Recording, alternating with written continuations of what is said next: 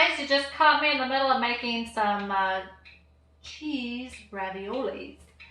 And I just posted a recipe on the blog of how to make the cheese raviolis. And I want to show you how easy it was. So I've already kind of started the process here.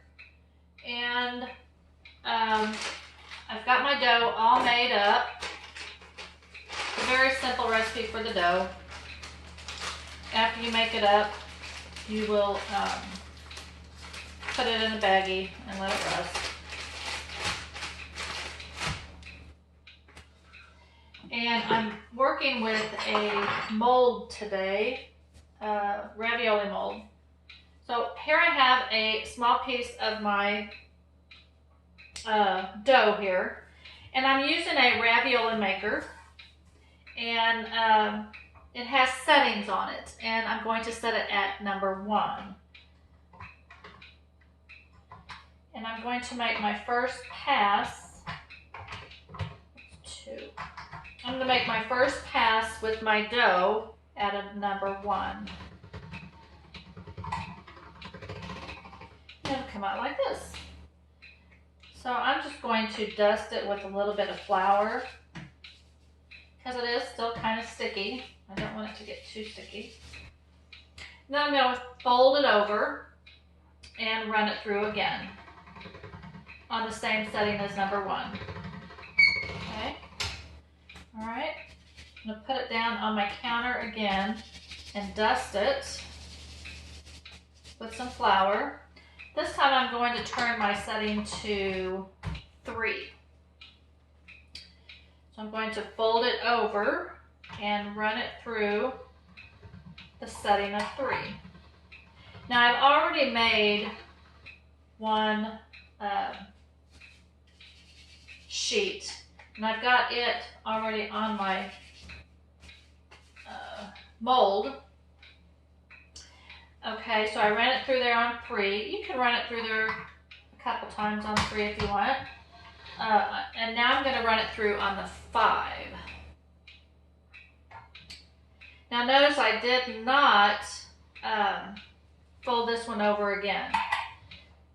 So on the recipe it says that you'll help feed it out at the same, or help feed it out on this last one. So here I have the other sheet here. I think I need it a little bit wider. So I'm going to use my rolling pin and make it just a little bit wider.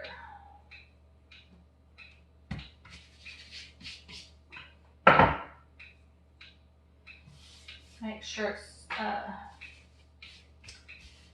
flour dusted on both sides.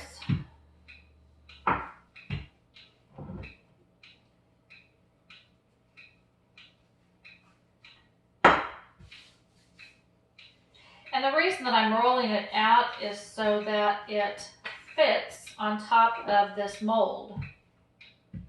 I want it to cover on the mold. So that should do it. So now I'm going to place it on top of the mold so that it covers the entire cheese that I put on there. And then I'm going to run a rolling pin over it to seal it.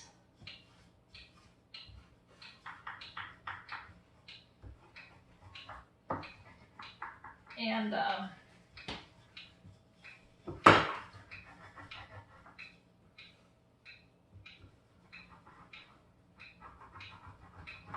going to just pop it out. So now I'm going to invert it, and the pasta pops right out. Now, it may not come apart easily, so I have this rolling wheel. I'm just going to go ahead and slice it to get a clean cut.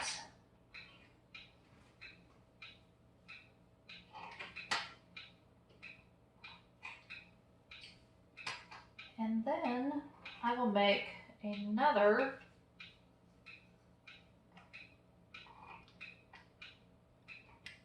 sheet.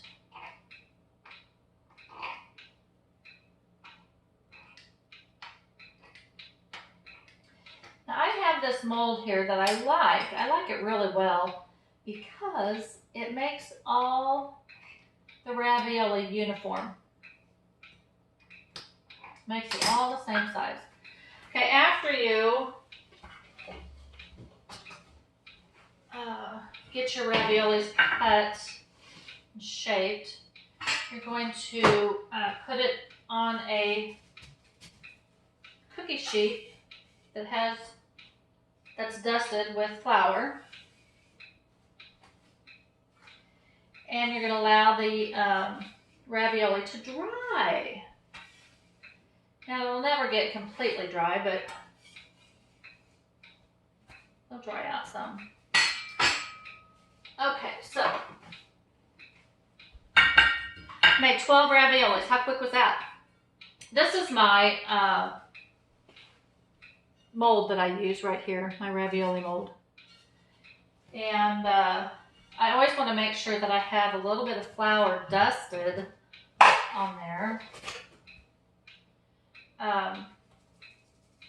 Because sometimes the dough might be too thick or too sticky. And so when you go to take it out, it won't pop out. All right, let me make another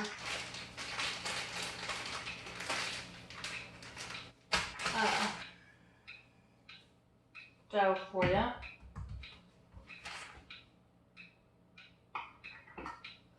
So first I had a full ball of dough, and then I cut it in fourths. And then one of those fourths, I put them all back in there except one. And then I cut that fourth in half and then stuck that in there. I want to keep it in the baggie so that it doesn't dry out. Okay, so I'm going to need to put my press on one, okay? And then I'm going to run the dough through the press on one.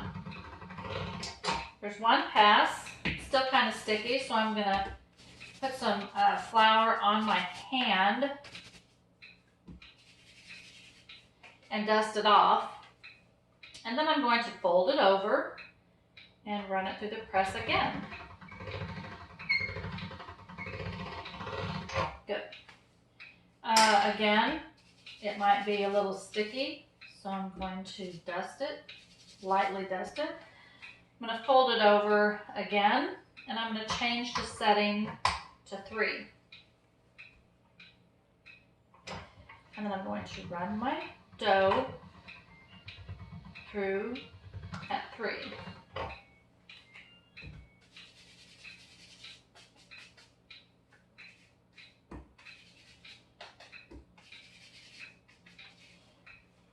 I'm going to fold it over.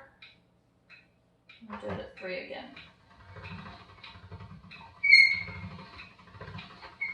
Okay, now it's kind of making the shape that I want. Now I'm going to take the dial and turn it to 5. I like using the 5 setting as the final outcome because the dough is really